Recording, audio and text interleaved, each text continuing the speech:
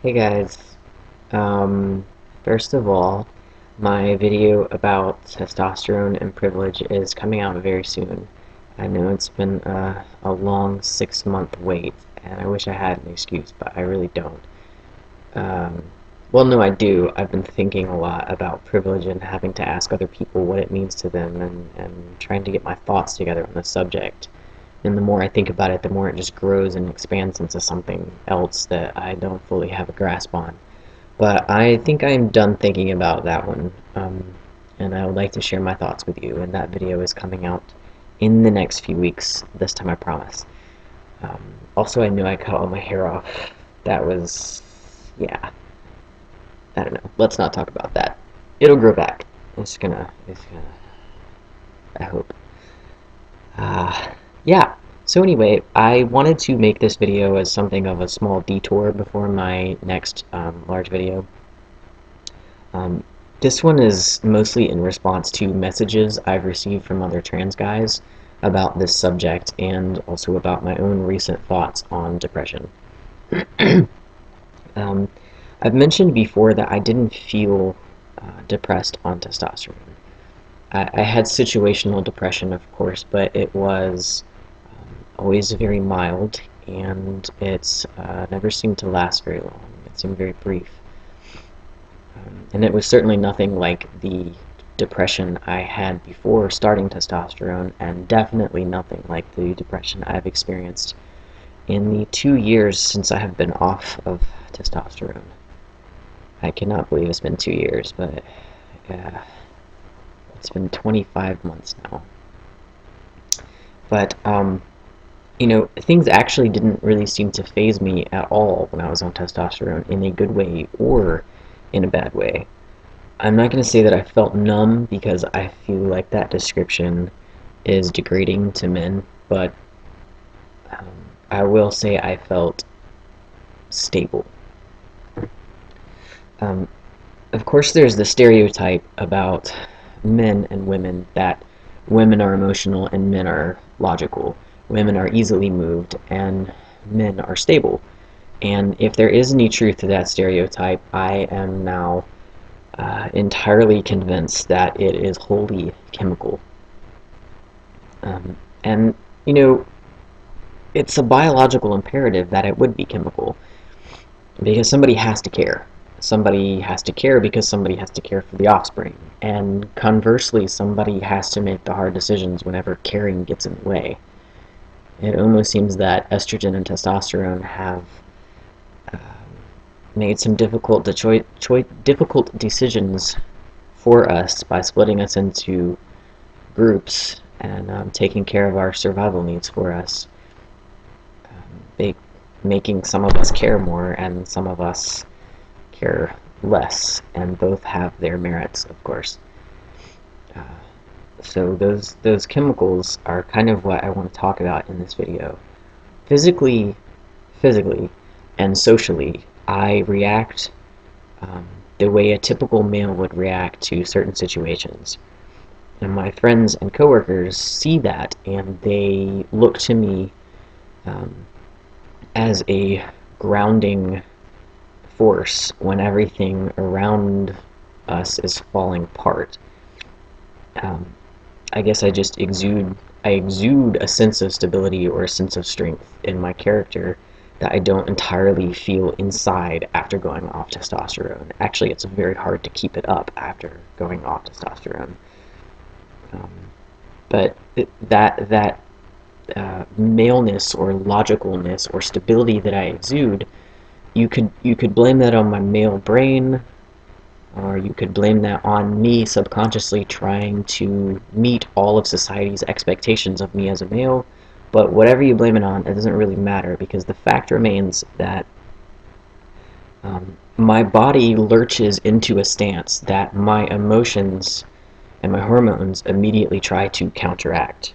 When I pursue a lover despite dire odds because procreation is key, um, estrogen constantly douses me in cold water. When I pursue a goal that I don't even physically have the strength to meet, my brain is telling me that I am the most intelligent, capable, attractive mofo to ever walk the earth, but my uh, emotions and what I feel very strongly is my estrogen tells me to just stay home.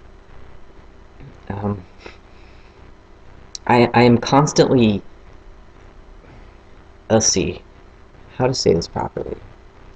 I feel that my motivation and my ferocity and my strength is constantly cut down by the need to put others before myself, to care for others before myself, to think of everybody before myself.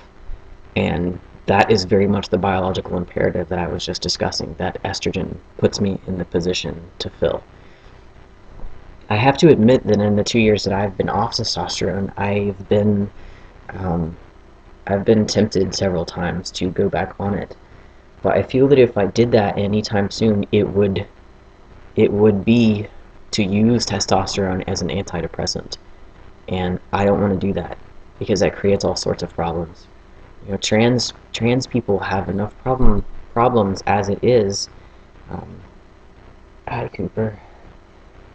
Sorry, it's the cat. Come here, boo-boo. He's eating my gloves. Be a good boy. Trans patients have enough problems as it is getting medical care, and I don't want to make that any more difficult. You know, I don't want to cheapen testosterone by using it like a Zoloft tablet or something. And also, I don't want to get down. Get down, boo boo. Um, I don't want to. Be a good boy. I don't want to use testosterone or a Zoloft tablet to easily fix something that I should and could be working on myself. You know, if this depression is a test of the strength of my character, then I want to meet that test head on. I want to fix it within myself rather than looking for an easy fix that will adjust my chemicals. And so I'm having to perform what I will refer to as a manual override. If I am a male being flooded with estrogen that destabilizes my emotions, then I need to learn to heed only the emotions to the extent that they're helpful. And helpful doesn't necessarily have to mean self-serving. You know, I can still be empathetic and compassionate, um, but also be logical and self-preserving at the end of the day. It's that balance that I'm seeking. Um, there is a school of thought that says I'm wrong. You know, if you need if you need the drugs, then take the drugs. If you need glasses, if you can't see, then wear the glasses.